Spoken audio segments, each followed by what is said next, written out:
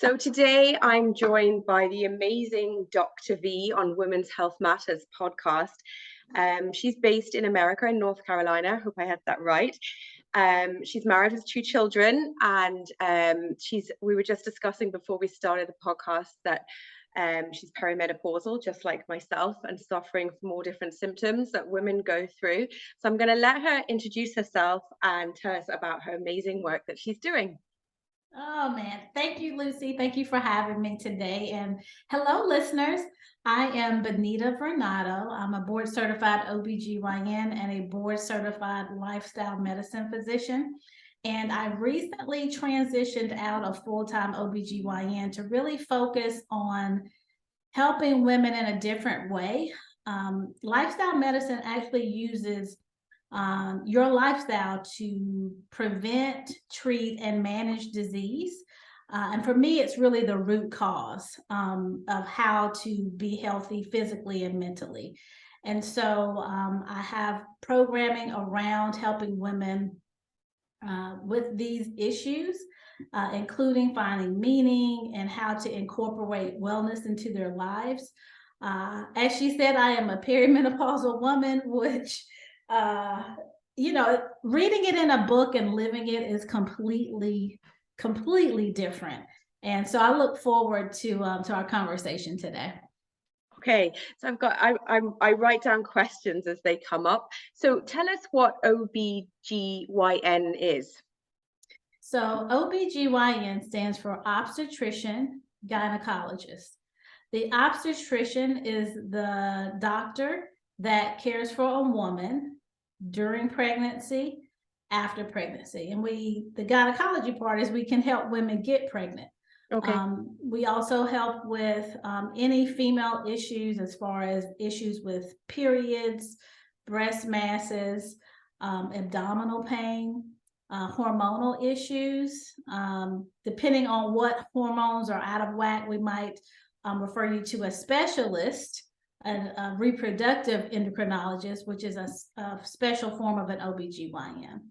But what I really love about it is we're the doctor that focuses on you being a woman, those areas that might not be addressed by your other providers. So we do your routine pap smears, we make sure you get your mammograms, and we make sure that you're healthy overall, and we sexual health and helping you transition through menopause and from having a baby and what life is after that, and all of those stages that we go through as women, which is I don't get tired of it. It's really wonderful to be there for women at all of those different stages of life. How did you make that transition? So my background is Chinese medicine. So they really do look at the whole picture. It's not just about the symptom. It's about Yeah, getting to the root cause, which is yeah. really interesting actually. And I love the way they try and keep the diagnosis really simple. Now it can be very complicated, but they try and keep it on a simple framework. So how did you, because often GPs, gynecologists, obstetricians, they wouldn't really be into, as they call it, alternative medicines. I know it's terrible. And I love doctors who, and we have some amazing doctors here in Ireland who do really love alternative, and they do recommend you go and see an acupuncturist or someone who does talking therapy. So how did you transition to being, I'm going to say, open-minded about, changing lifestyle? That's a big loaded question for you. Yeah, open-minded is, yeah. When you start out in medicine, you want to help people, you want to heal people, and when you go through medical school, you learn one way, and we call it the practice of medicine, and there's an art to it, and sometimes you don't fix people and you don't heal people, and there's some intangibles that you're like, I just don't know about. Mm. And if you are a lifelong learner, which is what we tell the medical school admission committee, that we want to learn for life, if you start learning about the conditions that you treat and manage, you'll find that there are other ways that complement your treatment. So honestly, I cannot remember how I made the transition, but I'm always very connected to my patients.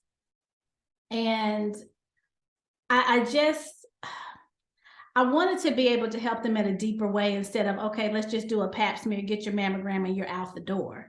And somehow I found lifestyle medicine, which kind of led me to health coaching. And when I got to health coaching, then it was all about, you know, the patient being in the driver's seat and you really partnering with the patient regarding their wellness. And so, honestly, Lucy, I guess it's just who I am as a person.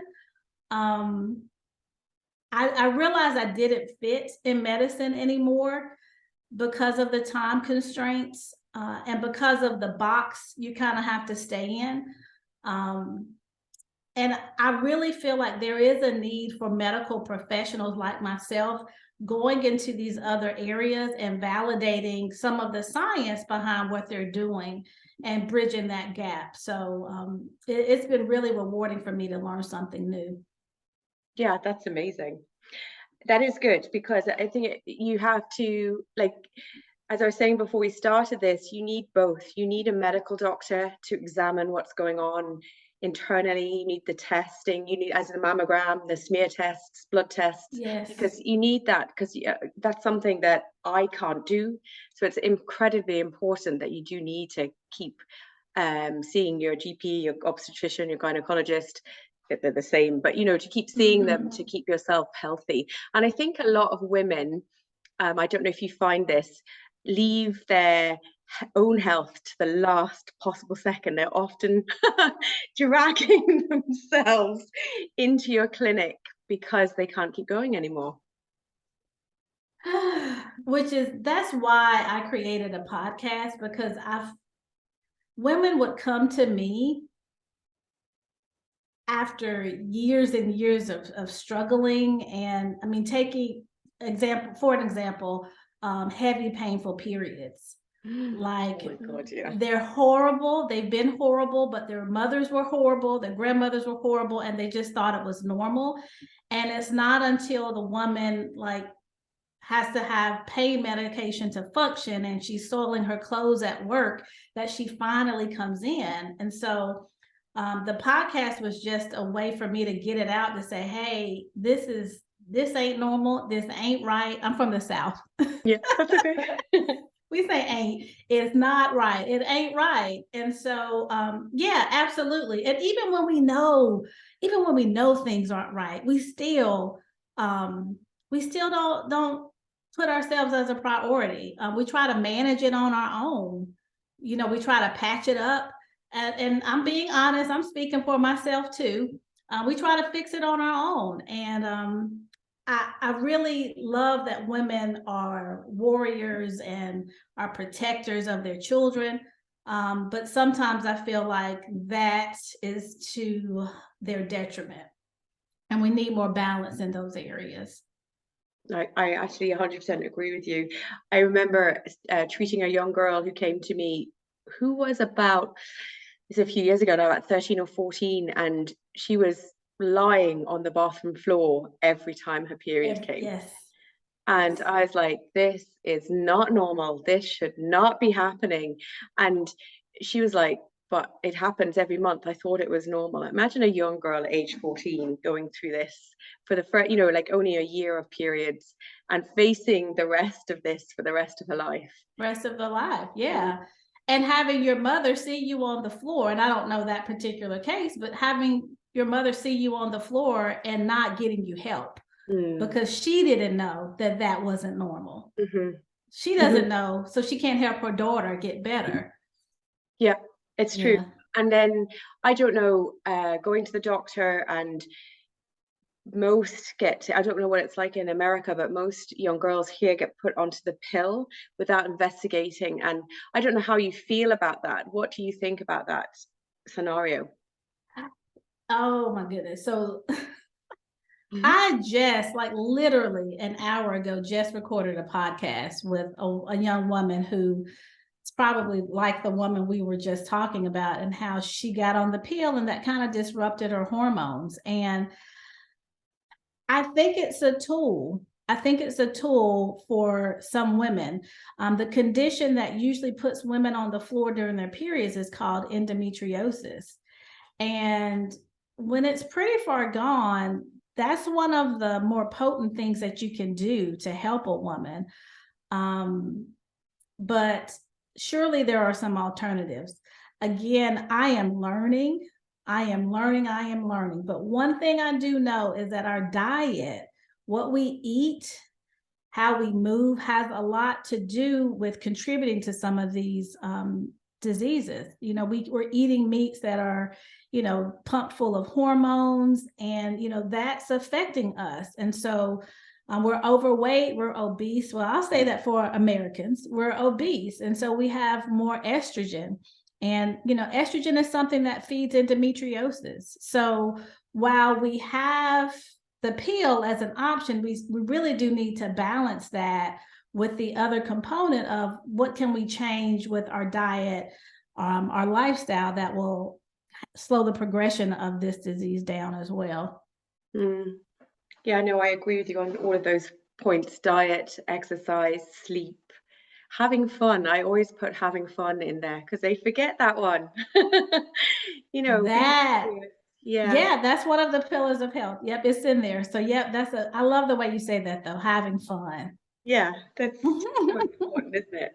So that brings me to another question that is battered around a lot, especially in perimenopause and menopause, is estrogen dominance. It's a word that's really, you know, comes along. It's a word I never really knew about until maybe 5 or 6 years ago, when I was starting my, well, longer actually, 10 years ago, when my perimenopausal signs started. Mine were due to stress actually, and so I was able to get my hormones back level again. But yeah, estrogen dominance, that's a big word. Yes, it is. And I think I've never referred to it as estrogen dominance. I feel like that's a fairly new term. But, you know, something is happening to your ovaries, and your brain is telling your ovaries what to do. And, you know, the signals are different. You know, your brain, usually your pituitary talks to your ovaries and tells your ovaries to make estrogen, testosterone, and progesterone. And then when you have those levels are up, there's a feedback mechanism to your brain to say, all right, we got enough hormone. And then your brain chills out. But what's happening in menopause or perimenopause is your estrogen levels are dropping. And so your brain is flooding your body to wake up your ovaries, essentially. And when your ovaries do wake up, then they're like, oh, we're going to produce a whole bunch of estrogen.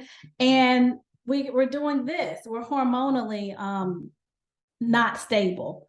And I think if women know that's what's happening at that time of their life, I think it would help a lot.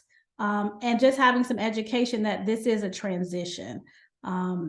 We go through puberty, and this is kind of puberty in reverse. Absolutely, and it does end. I think that's the whole point with it. Does it does end.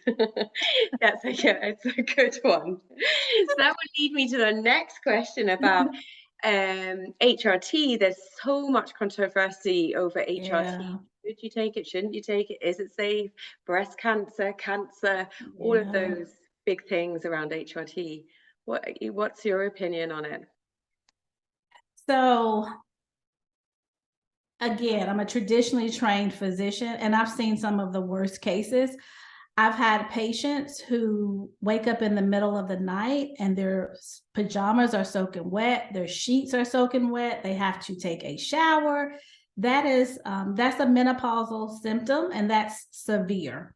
So for patients who are in the severe range, I think hormone replacement therapy is a great tool because you have a severe problem. Some of the more natural alternatives are not as potent as the hormone replacement tablets. Now, if you get a hot flash every now and again, no, you shouldn't be on hormone replacement. And the rule of thumb when we're prescribing it is that you should be on the lowest dose for the shortest amount of time possible. The first step when and I'm gonna kind of go off on a tangent. The first step when someone gets diagnosed with diabetes or hypertension, we tell people to change their lifestyles. And I think we can say the same for the perimenopausal period. The women who slap you on that one because oh that's yeah, really that's super advice. I shouldn't interrupt, but it's really super advice, that one. very good. All right, we're definitely on the same page. And I guess, we're so used to kind of, we want to fix people's problems fast, we want to make it go away. And here in America, there's a pill for every ill. But I really want to empower women that they can help themselves.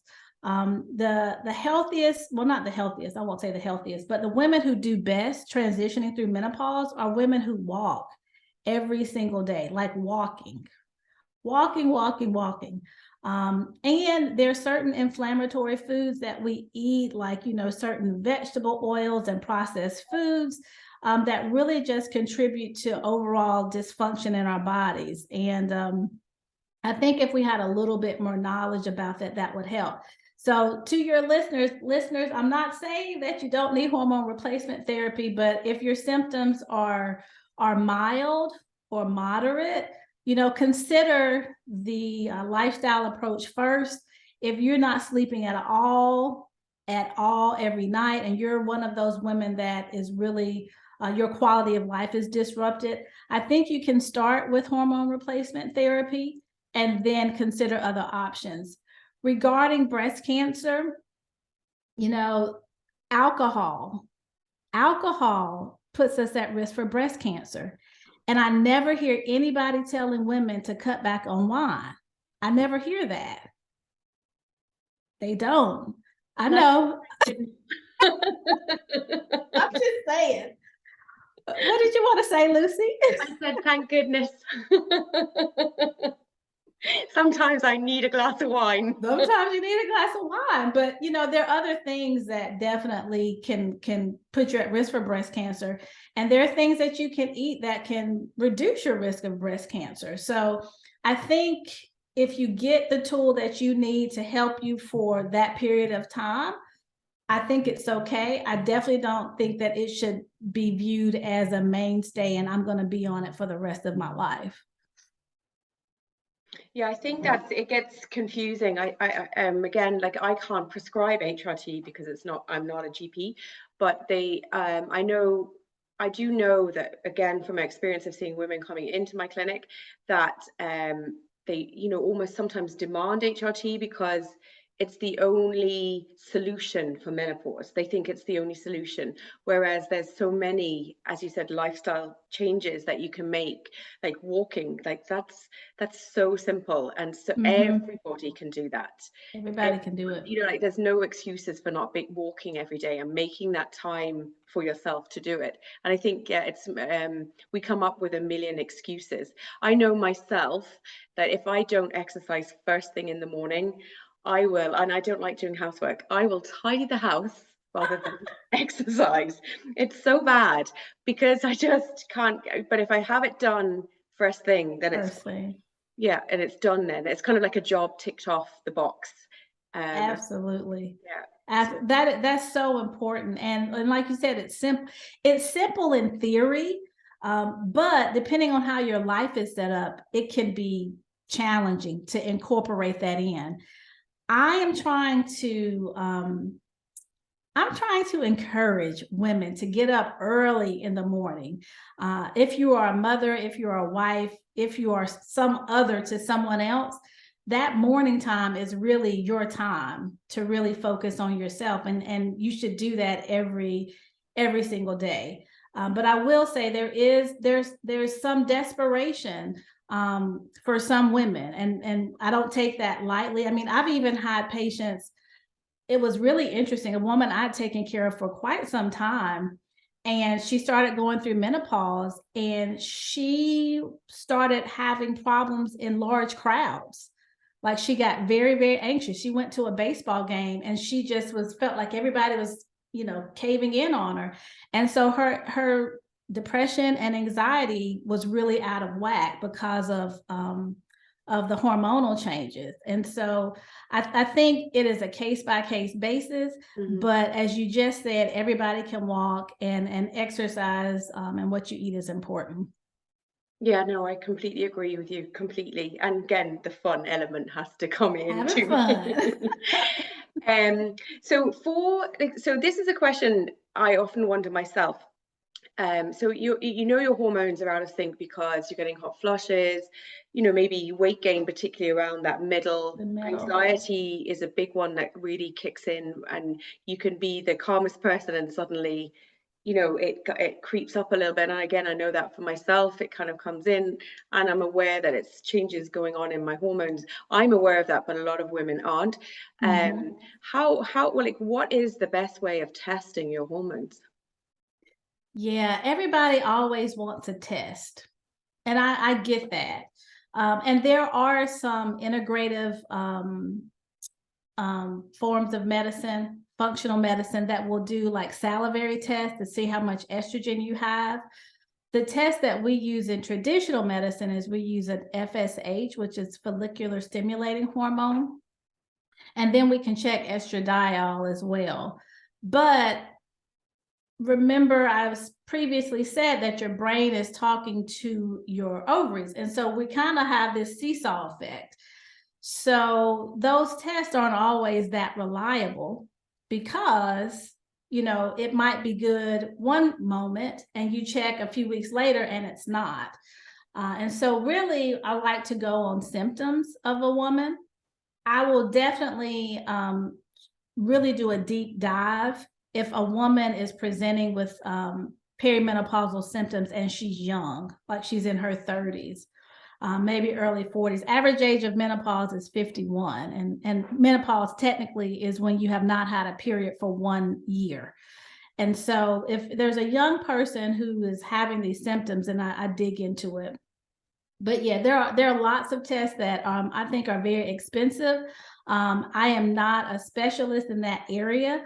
And in traditional medicine, there have been questions on the validity and the usefulness of those tests. Okay, that's interesting. That is interesting. Um, so generally with women, it's kind of more the symptoms that you look at to know kind of what stage they're in at the signs of it. I know quite a lot of women here. Menopause has got a very bad rap, that it's for women that are kind of old and past it and not worthy, and it's really bad. I know it's so awful, and I just, for me, I think it's just the next phase in your life. And in Right. Chinese medicine, they have life cycles, so every 7 years it's a life cycle. So 49 is Mm, another life cycle, which is slightly, maybe, you're going into the menopause, you mightn't be there yet, but at 49 you're heading in that direction. So the next 7 year cycle is happening, and I kind of like that approach, that it's, I just look at it as the next phase. Like for some cultures as well, like they can kind of throw off the veil, as it were, and get out there and be in the world, drive yeah, cars and do things again. I don't know right. what the culture is in America. Is it the same as here around menopause? So let me just say, who wants to have a period for the rest of their life? No one. Nobody wants a period. So we definitely welcome that. But yeah, I think there's some miseducation around, what to expect with menopause. Everybody knows about the weight gain, and everybody knows about the slowing of the metabolism, which, there's some workarounds there as well. I'll speak for myself. I am welcoming it. If I'm not in menopause, if I don't get there, then that means I'm dead. And so it's just a part of life. It I just is like a part that. of life. Yeah. But I try, young women, probably in late 30s, I would definitely say start talking to, your providers, your practitioners about the changes that happen, because you start to lose muscle mass and your metabolism slows. And there are a lot of things that if you would just do it in your 30s, that as you ease into your 40s and in that perimenopausal range, you will be much better off if you prepare now and not wait until it hits.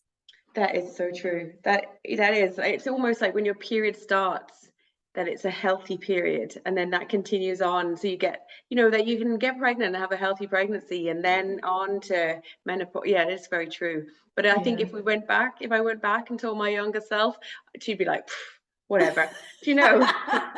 I know she would. I know she would. She'd be like, what do you know, old person? I like that. I like Yeah, that.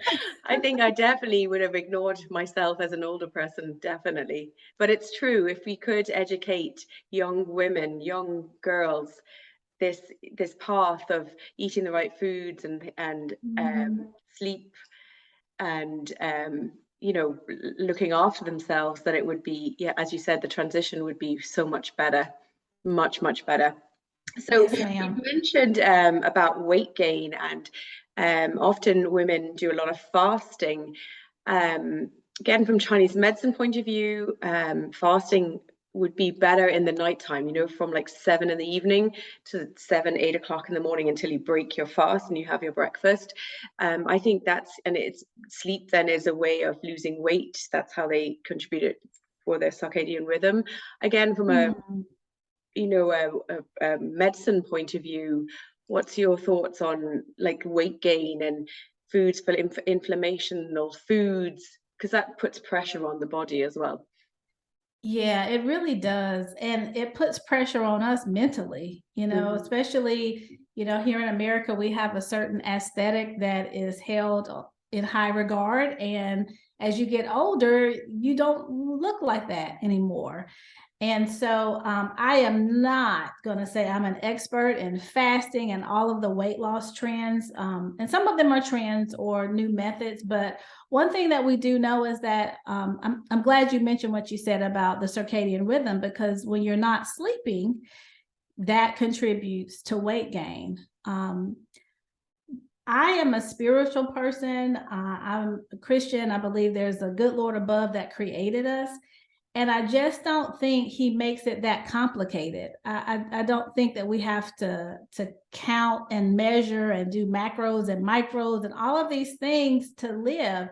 I think if your body is hungry, if you're hungry, then you eat. If you're thirsty, you drink. I think it's more simple than we make it. Now, what you eat and what you drink is really probably the problem, and maybe where some of the education comes in. But yes, I do fast. I do like to stop eating 2 hours before bedtime. That would be ideal. 3 hours if possible. But I tried intermittent fasting, and to use your words, I was not having fun. It just wasn't fun. I felt like I was starving myself. And I'm like, I get the science behind it, but quality of life is also important to me too. So I actually couldn't agree with you, or, more on all those words, because often women would come into me and complain of weight gain and trying this diet, that diet, and that diet, it's not working. And I'm just like, well, it's really about, as you said, if you're hungry, make sure you eat, because your body holds on to it otherwise. Yeah, and eating the right foods, it's your choice, isn't it? It's what choice you make. right. Reaching for, I consciously, no, I love chocolate and as a glass of wine, I love those things, a bag of crisps, but I try to consciously go for something like fruit. I know that sounds really boring, or like a handful of raisins. I'm not a big peanut fan, so I don't go for peanuts, but something like that, or some dried fruit, just something that's not processed sugar. And Yeah. now don't do it all the time at all. Not perfect by any stretch of the imagination. I had a bag of crisps this evening, and I think if you eat, and not to feel guilty about eating the wrong food sometimes, and you're right, it is about just eating healthy and that period of fasting in the nighttime, because it's easy to do when you're asleep. Yeah, that's just how it's meant to be. I I will say that if so in lifestyle medicine, we promote a plant predominant diet, a whole foods, plant-based diet. So eliminating the processed foods. We have to realize that those manufactured foods are really wired to light up our taste buds. And so if you really start to lean more towards plant-based, then when you go back to those things, they're too sweet or they're too salty. And you start feeling the benefits of all of the energy you get from eating plants. Now, in our culture, people work way too much. We work way too late, and it's hard to to maintain a plant-based diet because it means you have to grocery shop, you have to prep, and you have to be very dedicated to it. But like you said, trying to lean in, and if you have a bag of crisps, which I think are chips, Yeah. I guess, Yeah. then it's okay. It's okay, but at least you're headed in the right direction. Yeah. I think I don't know, again, from my experience in my clinic, I see women coming in and they're almost torturing themselves trying to be good. And sometimes it's okay to be bad like, do you know what I mean? In moderation. It's Yes. not, and not to feel guilty about being bad, if you have a dessert or you have a bar of chocolate or something. And if I can, I'm gonna correct you. Eating a bag of crisps or some chocolate is not necessarily bad. Everything in moderation. Now, if you eat, two bags of chips, family size, Yeah, then then maybe that's a little bad. yeah. But every now and again, we just really have to be kind to ourselves, um, and just try to make better choices. The other thing is that we need support around these issues. I mean, any lifestyle change that we're trying to make, if you can find a community that will support you, if you can have your family buy into any aspects of it, it will be a lot better. But when we torture ourselves, it's really not mentally healthy. It is not mentally healthy. And you almost end up binging when you do that, when you deprive yourself of those things that you consider bad, and you end up eating more of it than if you just let yourself have it. It's going to be okay. Yeah, no, I completely agree with you, because food kind of gives you a comfort. And if you can't find something else that provides that comfort, you're just going to go straight back to food again. It's finding Mm-hmm. another vehicle that satisfies your need. I think that's, Yeah, that's well said, Lucy. I like that. yeah, Well said. thank you. Mm-hmm. So for my listeners, for these women who are suffering with their periods, coming into perimenopause, or even trying for a baby, what would you be your best advice you could give them?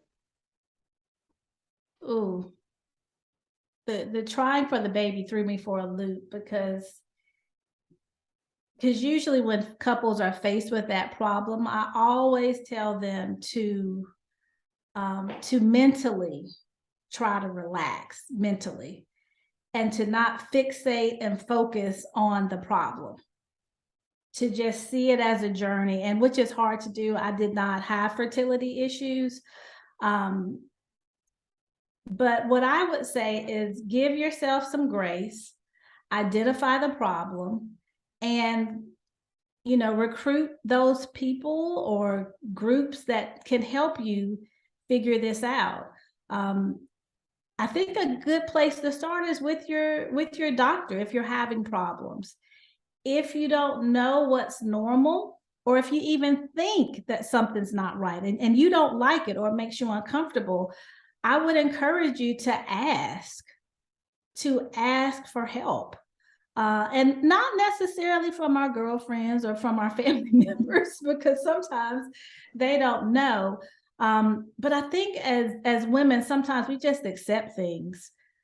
We would never do that with our children. Like, I mean, our kids get a cold and we demand an antibiotic. Like, Yeah, it's no, the virus. The body will take care of it. No, I want an antibiotic for my child. But when it comes to us, we just kind of just, we take it. So I think asking for help and mentally, giving yourself some grace as far as the challenges that you're facing is very helpful. That's really good advice. It is actually super good advice. I word it slightly differently. I would say, have your channel of trying for your baby, but also have your life channel, that you're doing stuff, going away for a weekend or meeting your friends, going to a wedding, because generally that's that age group that are Yep. trying. Because Yep. although I found that some women just stopped everything, and they, again, the fun element, they forgot about having fun. Yeah, so that's brilliant advice to them. Yeah, It I really is. like that. Yeah. A It's life channel and a baby channel. yeah. I like it. I didn't know. I was just trying to explain it in a way that's kind of, like, do focus on having your baby and have that awareness in your head of ovulation time and your signs, and and that's the time to try, but also, like, remember to have fun at the same time, both while having sex and also for life, Right. yeah. Right. And you reduce your cortisol levels when you reduce the stress, and cortisol is telling your body this is not a good time to have a baby because we're running from a bear. So it's more complicated than that. But stress does play a role. And obviously there are other reasons that people cannot conceive. But stress is never a good thing I can't say it's not a good thing, but we don't want a constant state of stress. Which is when you're describing when they're fixated on, trying to have a baby and not having fun, that's what can happen. Yeah, absolutely. It does happen because it's tough, especially when everyone around you is having children, or, I think you just focus in more on it. You just see every pregnant woman or every woman with a brand new baby being carried in one of those little rocker top things or pushed along. It's really hard, isn't it? That happens. Yeah, and it's little things. It's little things, but I don't know. I have seen couples that once they've kind of relaxed and just said we're gonna, we're done with all the treatments. I have seen a few instances where they conceive or they expand their idea of what having a family looks like. Adoption. I mean, the whole goal is to have a baby, and so sometimes adoption is an option. I had one patient. It was so beautiful. I was doing her breast exam. She was telling me the story of her infertility, and I think it was like 10 years.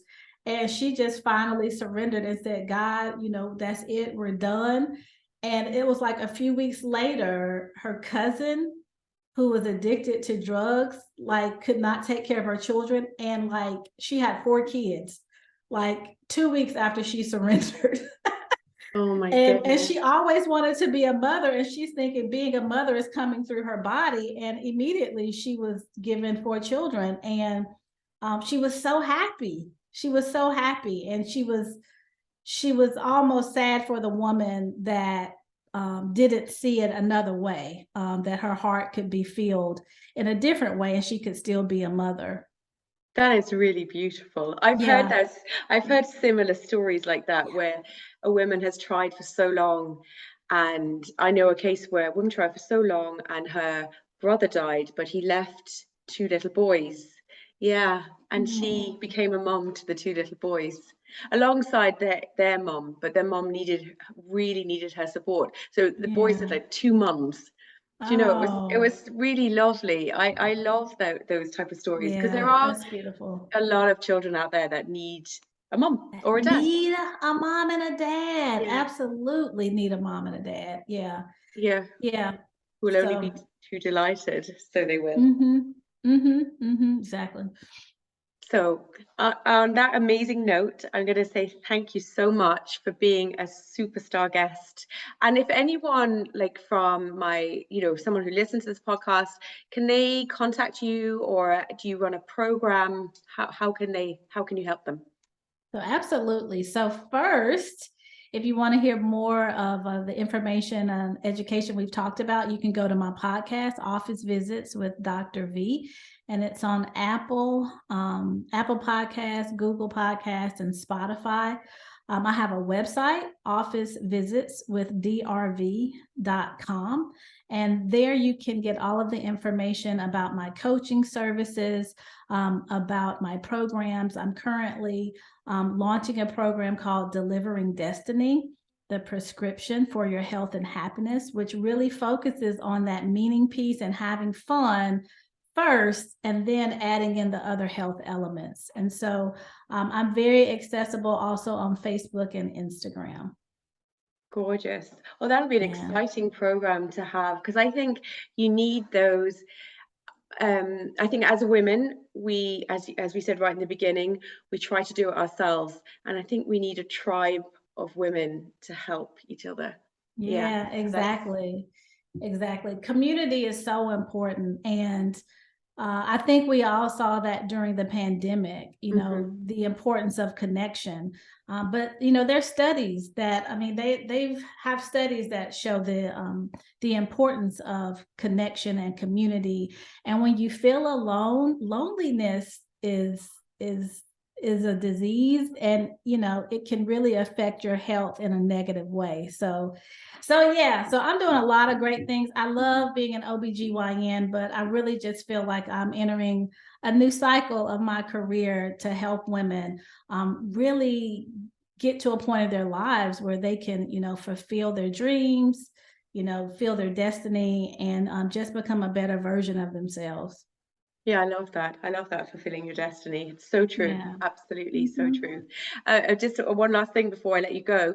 It's interesting. Now, my dad is over visiting me from the UK, and we were out last night. We were getting something to eat, and he started chatting to this young guy beside him, and he goes, "People have lost the art of talking to each other because they just be looking at their phones all the time."